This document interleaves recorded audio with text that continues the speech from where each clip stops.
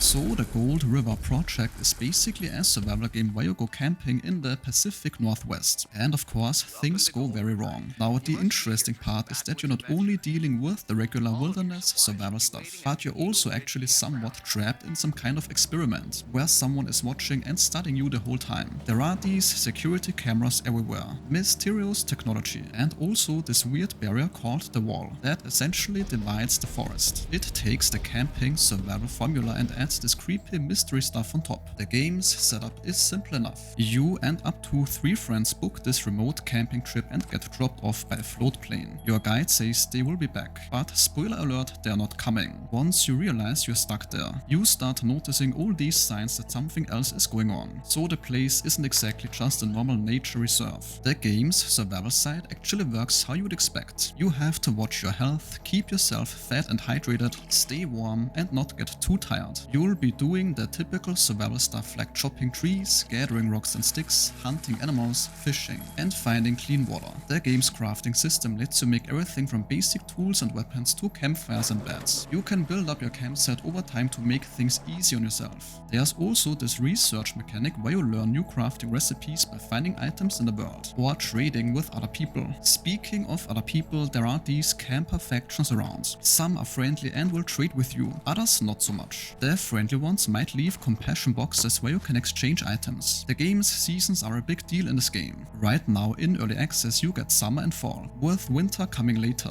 Each season changes what you can do and how hard survival is. Fall starts getting tougher as things die off, and the weather gets worse. Winter will probably be the real challenge, where staying warm becomes critical. Now about the wall, this is the mystery part. There's this barrier cutting through the forest that's clearly artificial. You can see security patrols and tech equipment around it. The world itself is pretty big, and one cool thing is that the locations of substations, supplies and other important spots change each time you start a new game, so you can't simply memorize where everything is. The game doesn't really have time pressure pushing you forward. You can play at whatever pace feels right, whether you want to rush through or take your time exploring and building. The game saves progress when you sleep at your bed, which also works as your respawn point if you die. Your campfire acts as a safe zone where you can cook food, boil water and craft things. The wildlife includes deer and apparently bears, though you need to actually hunt them for food since cooked meat keeps you fed much longer than vegetables. The game's inventory system uses that typical survival game setup, where you have limited space and need to manage what you carry. You can craft backpacks to hold more stuff, and there are specialized storage containers. The developers plan to spend 12 to 18 months in early access, polishing things and adding the winter season, more story content and more. The game's multiplayer works in co-op for up to 4 players, but you can absolutely play this solo. And this sentence concludes today's video. If your time was respected, a like or comment is very much appreciated.